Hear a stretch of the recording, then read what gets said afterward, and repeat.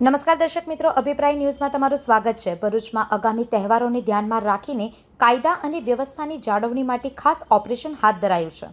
Police મહાનિરીક્ષક Sandipsinh તથા police અધિક્ષક અક્ષયરાજની સૂચનાના આધારે ભરૂચ સ્પેશિયલ ઓપરેશન ગ્રુપ દ્વારા મકાન દુકાન માલિકોનું તપાસ કરાવવાનું શરૂ થયું હતું।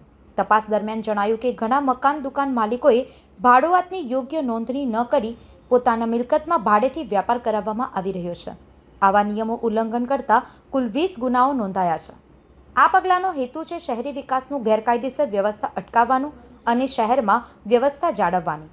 ભાડુઆત માલિક બંનેની જવાબદારી પર ભાર મુકાતા કાયદેસરની કાર્યવાહી હાથ ધરવામાં આવી છે।